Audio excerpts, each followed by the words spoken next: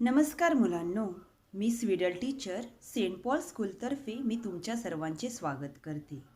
तर मुलांनो, आता पावसाळ्याला सुरुवात झाली आहे आणि तुम्हाला माहीतच आहे, पावसामध्ये आपण मोराला बघतो, जो रानामध्ये नाचतो, थुई थुई नाचतो.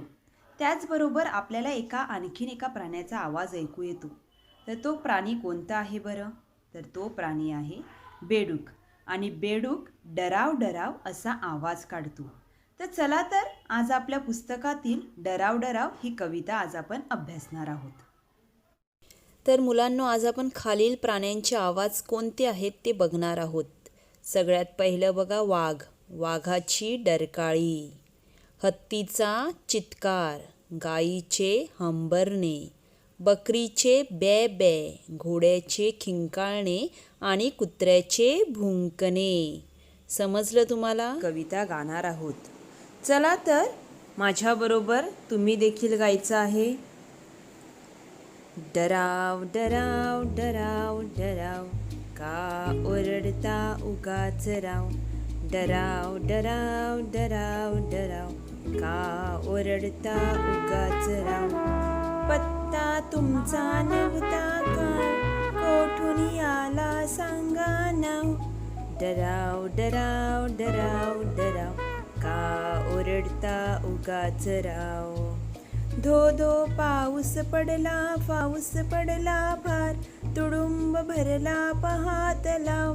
सुरू जाहली अमुची नाव, आणिक तुमची डराव डराव. डराव डराव डराव डराव, का ओरडता उगाच राव. बटबटीत डोळ्यांचे ध्यान, विचित्र तुमचे दिसते राव. बटबटीत डोळ्यांचे ध्यान, विचित्र तुमचे दिसते राव. गा तुमच्या मनात काय, ही घ्या छत घ्या नाव. डराव डराव डराव डराव, का ओरडता उगाच राव. जागा ठाजा आपुला गाव, आणि थांबवा डराव डराव. जागा ठाजा आपुला गाव, आणि थांबवा डराव डराव. आणि थांबवा डराव डराव. तर आज आपण डराव डराव ही कविता अभ्यासणार आहोत. ह्या कवितेचे कवी आहेत गणेश हरी पाटील, म्हणजेच ग ह पाटील. तर मुलांनो, आपण प्राण्यांचे आवाज माहीत करून घेतलेले आहेत. तर ह्या कवितेत देखील एक प्राणी आहे जो डराव डराव असा ओरडतो. तर तो कोणता प्राणी आहे बरं? तर तो आहे बेडूक. चला तर मग बघूया, शिकूया, गाऊया डराव डराव ही कविता. डराव डराव डराव डराव, का ओरडता उगाच राव. आता डराव डराव हा आवाज आहे व हा आवाज कोणाचा आहे बरं? तर हा आवाज बेडकाचा आहे. बेडूक म्हणजेच कोण? तर फ्रॉग. हा प्राणी आपल्याला पावसाळ्यामध्ये जास्त नजरेत पडतो व ह्याचा आवाज तर आपण फक्त पावसाळ्यातच ऐकतो. जोपर्यंत पाऊस भरपूर प्रमाणात पडत नाही तोपर्यंत ह्याची डराव डराव चालूच असते. ह्या कवितेमध्ये एक मुलगी व बेडूक ह्यांच्यातील संभाषण आपण पाहणार आहोत. ती मुलगी बेडकाला सांगते की उगाच का ओरडतो. उगाच मतलब विदाउट रीजन. क्यों चिल्ला रहे हो, असा प्रश्न ती मुलगी बेडकाला विचारते. पुढच्या ओळी आहेत, पत्ता तुमचा नव्हता काल, कोठून आला सांगा नाव. काय आहेत? पत्ता तुमचा नव्हता काल, कोठून आला सांगा नाव. मागे तुम्हाला सांगितल्याप्रमाणे की पूर्ण वर्षभर आपण बेडकाचा आवाज आपण ऐकत नाही किंवा त्याचा आवाज येत नाही, परंतु पावसाला सुरुवात झाली की अचानक माहीत नाही कोठून त्याचा आवाज ऐकू येतो. म्हणून ती मुलगी सांगते की पत्ता तुमचा नव्हता काल, म्हणजेच कालपर्यंत तर तुम्ही नव्हता, मग आज अचानक कोठून आले आहात. तुमचा गाव कोणता मला सांगा. ती सांगते कालपर्यंत तुमचा पत्ता नव्हता, मग अचानक आज कुठून आले आहेत? मला त्या गावाचं नाव सांगा. पत्ता तुमचा नव्हता काल, कोठून आला सांगा नाव. धो धो पाऊस पडला अफार, तुडुंब भरला पहा तलाव. धो धो पाऊस म्हणजेच काय तर खूप जोराचा पाऊस पडणे.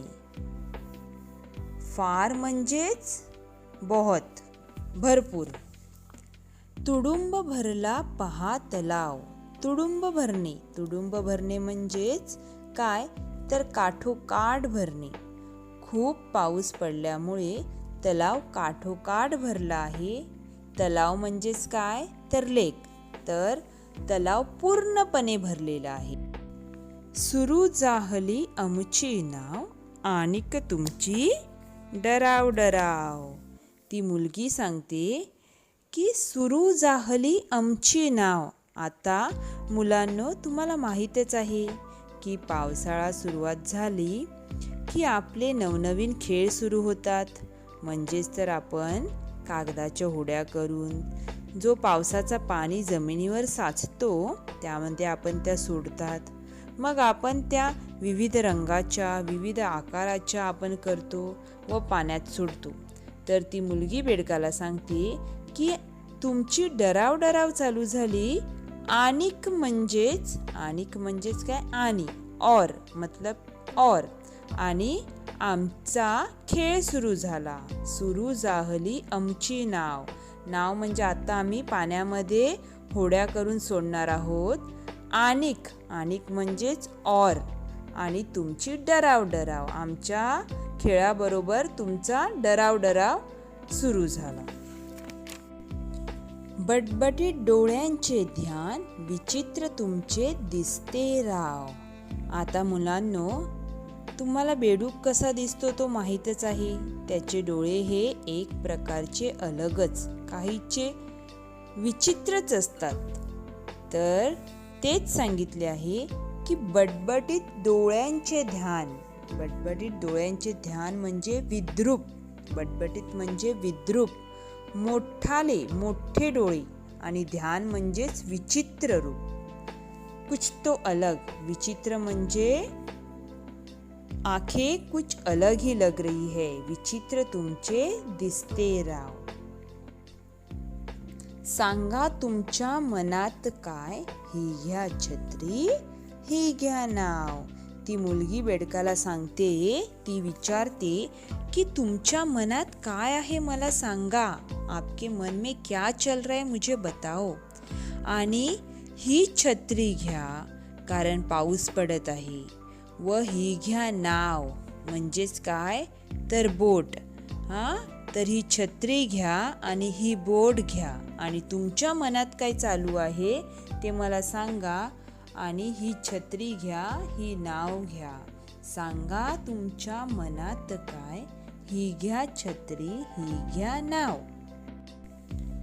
जागा ठाजा आपुला गाव, आणि थांबवा डराव डराव. ती मुलगी सांगते की ती छत्री आणि नाव घ्या.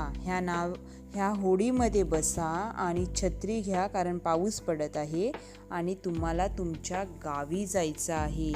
गाठा जा म्हणजे पोहोचा. तुम्ही तुमच्या गावी पोहोचा. आपुला गाव म्हणजेच काय तर तुम्ही तुमच्या गावी जा, आणि तुमचा हा जो आवाज आहे ओरडण्याचा डराव तो आता थांबवा. तर मुलांनो, तुम्हाला ही कविता समजली असेलच. आता मी प्रश्न विचारते, त्याची मला उत्तरे सांगायची आहेत. चला तर मग आपण आता कवितेखालील स्वाध्याय सोडवूया. सगळ्यात पहिलं आहे शब्दार्थ, जे कवितेच्या खाली आहेत. तुडुंब भरणे म्हणजे काठोकाठ भरणे, पूर्ण भरणे. जाहली म्हणजे झाली, हो गया. आनिक यानी और, आणि. बटबटीत म्हणजेच काय तर मोठाले. विद्वान म्हणजे विशिष्ट रूप. गाठणे म्हणजे पोहोचणे, आणि अपुला यानी अपना. आपला किंवा स्वतःचा. हे आहे शब्दार्थ. आता पुढील प्रश्न आहे, एका वाक्यात उत्तरे लिहा. तुम्हाला पूर्ण वाक्यात उत्तरे लिहायची आहेत. पहिला प्रश्न आहे, डराव डराव आवाज कोण करतो? तर डराव डराव हा आवाज कोण करतो तुम्हाला समजलंच असेल. कोण करतो? तर बेडूक करतो. तलाव का भरला? का भरला तलाव? तलाव कधी भरतो? जेव्हा धो-धो पाऊस पडतो. तर तलाव का भरला? धो-धो पाऊस पडल्यामुळे तलाव भरला. तिसरा आहे, बेडकाचे डोळे कसे होते? बघा, बेडकाचे डोळे कसे होते? तर बेडकाचे डोळे बटबटीत होते. बेडकाचे डोळे कसे होते? तर बेडकाचे डोळे बटबटीत होते. मोठाले होते, विद्रूप होते. समजलं तुम्हाला? एका वाक्यात तुम्हाला 3 प्रश्न आहेत आणि ह्या तिन्ही प्रश्नाची उत्तरं तुम्हाला येत असतीलच. तुम्हाला कविता समजलेली आहे, त्यामुळे तुम्हाला उत्तरं देखील येणार. आता पुढचा प्रश्न आहे, जोड्या जुळवा. अ गट आहे आणि ब गट आहे. अ गटामध्ये प्रश्न आहेत, ब गटातले त्याची उत्तरं तुम्हाला शोधायची आहेत. जोराचा पाऊस. जोराचा पाऊस म्हणजे कसा पाऊस? तर धो-धो पाऊस. बघा, त्या 4 पर्यायीपैकी कोणता पर्याय येणार? तर धो-धो पाऊस. जोराचा पाऊस म्हणजेच धो-धो पाऊस. बेडकाचे मोठे डोळे. मोठे डोळे म्हणजे काय? तर बटबटीत डोळे. पूर्ण भरलेला तलाव. पूर्ण भरलेला तलाव म्हणजेच तुडुंब बेडकाने, तर गाठा आपुला गाव. समजलं तुम्हाला? जोड्या जुळवा मुलांनो. हे प्रश्न तुम्ही तुमच्या मराठीच्या नोटबुकमध्ये लिहायचे आहेत. तर मुलांनो, मी तुमचा इथेच निरोप घेते. मी इथे थांबत आहे. मला अपेक्षा आहे की तुम्हाला ही कविता समजली असेलच. घरी गाण्याचा सराव करा आणि ही कविता गात जा.